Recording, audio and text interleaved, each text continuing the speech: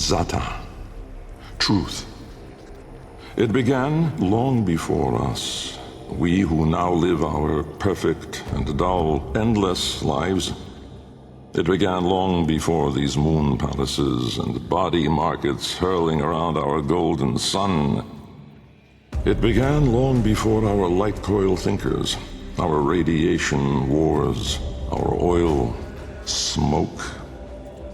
It began with us, the continuity and its twin, wanderlust. The need for unseen shores deep in our marrow. No judge, jester, queen, or king can escape this old blood. We are nomads, eternal. And when no ocean, mountain, or sky could contain us, our gaze hungered starward. Afar, they mocked us with their brittle light, winking and jeering like dangling iotons, forever out of reach, illuminating the truth. Immortal as we are, we die with the sun. That's where I come in.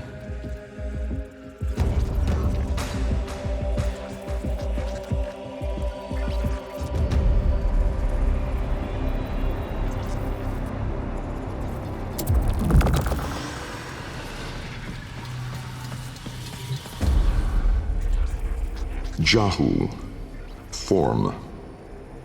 My departure was a day less than any other.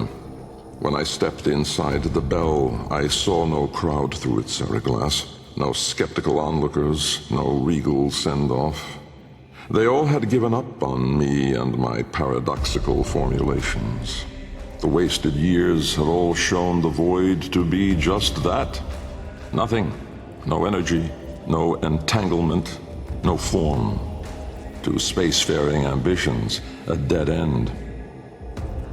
On the day, my laboratory was mostly vacant of witnesses, most of all of expectation. Only my sluggish attendants, my sagacious Kavat, Kalimos, and of course my daughter. I had raised her alone, but with inconsistent vigor. In those eyes, her mother's, I did see a terrible reflection of a man that did not exist. A brave and principled man about to make history. In truth, he was a void himself, an outcast, a joke, a nothing. Driven by my humiliation, failure had made me bitter and reckless. I would dive into the depths myself to prove them all wrong. I gave the signal. My daughter grasped the lever. Kalimos then belted out a desperate, rasping growl. But it was too late.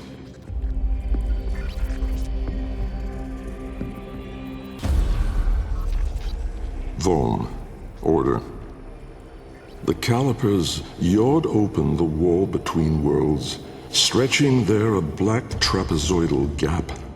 A door, a mouth. It yawned in the light of the room, splintering it to mesmerizing, unearthly hues. And I, inside the bell, dropping obliquely toward it from my gallows. Mass and time rippled as a sudden vortex jawed before me. My head was vapor, my feet lodestone. The bell around me flexed like a rat paralyzed in a winding, gulping snake.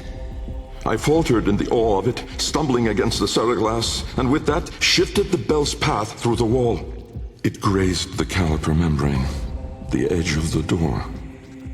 No worldly edge was as thin, as sharp as could split even light. As the bell faintly grazed it, the ceraglass was all at once rendered like strips of flesh by Dax's blade.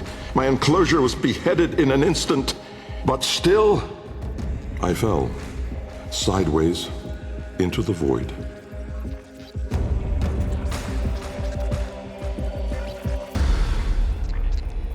Fass, chaos. Death was on me, I was certain. I was face down, eyes clenched, my heart pulsing the last of its seconds, and my lungs burning the last of its air. A sudden nostalgia gripped me.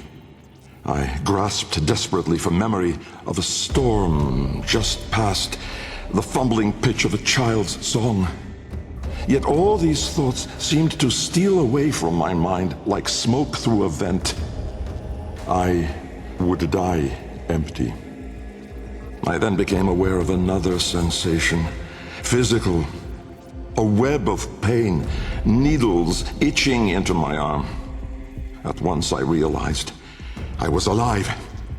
Laying in the bell's shattered ceraglass, I groped the ground, warm stone, the floor of my laboratory.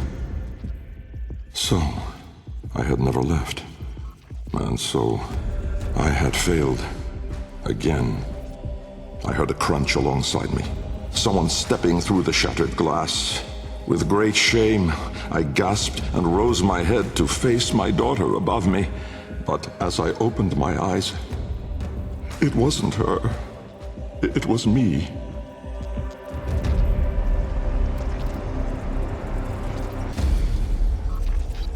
Riss. Light. The senselessness of it. The paradoxic, the vague, untimed form. I was alone, but not. For I stood there confronted by myself. A twin, but no brother. A reflection, but with dimension.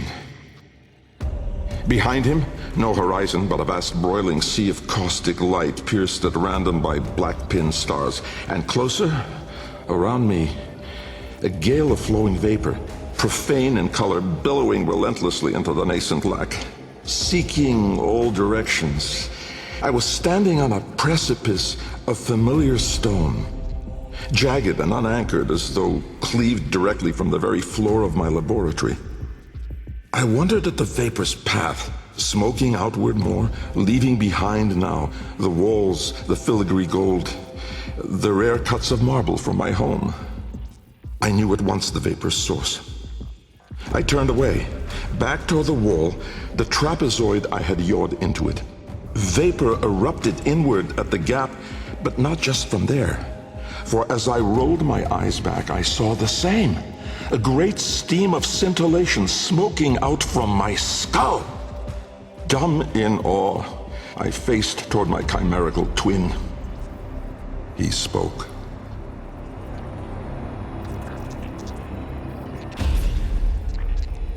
Kra, time. An old name, unspoken in the centuries since my mother reared me. A soft hiss, soothing as a viper's gaze. Little Bengal. The other me reached out, offering his hand, gliding toward me without moving, as though the distance between us was now collapsing.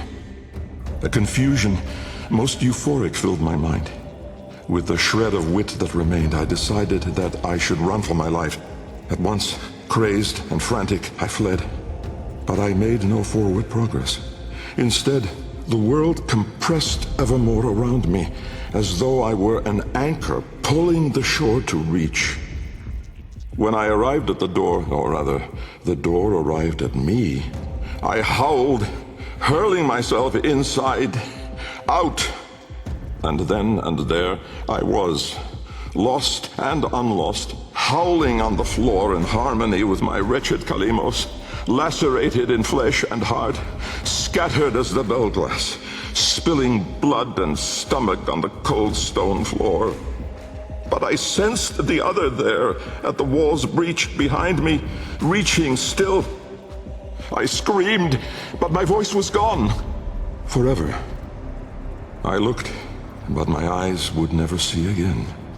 I swept my fist across the floor, snatching broken shards, and in gripping tightly, I filled my hands with ink. Close it, I wrote. Netra. Decay. Time, to us, is all but conquered. Our sacred kuva moves us on to new skin. We numb to our daily, yearly trifles, and remedy those memories that bring lasting misery. With all our misdeeds, our excess, our indignity, we are haunted by nothing. But not for me, for with each passing day, there grew within a tumorous idea. It was minute in those early days, the pale-reaching digits severed on the floor, studied with reverence, with greed. And it swelled larger in the latter days. The regal domes, the rail dedications, the unholy Zariman parade. I had put the stars within reach, but at what cost? I never spoke of him, that man trapped in the wall. And while there have been countless souls who have followed me through with their light skippers and field wave skins and vari-eyed instruments, not a single one ever saw him. Me. And so it is that I will not take the Kuva now, or ever again. This is the last skin I'm in. Because of this idea, that I cannot be sure that in all that smoked commotion, in all that panic and fear, in that bending light and blinding dark, was it I who escaped? Or the other?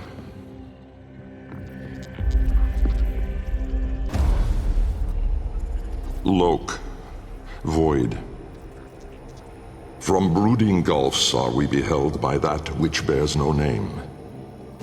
Its heralds are the stars it fells, the sky and earth aflame. Corporeal laws are unwrit as suns and love retreat. To cosmic madness, laws submit, though stalwart minds entreat. In luminous space, blackened stars they gaze, accuse, deny. Roiling, moaning, this realm of ours in madness lost shall die. Carrion hordes trill their profane accord with eldritch plans. To cosmic forms from tangent planes, we end as we began.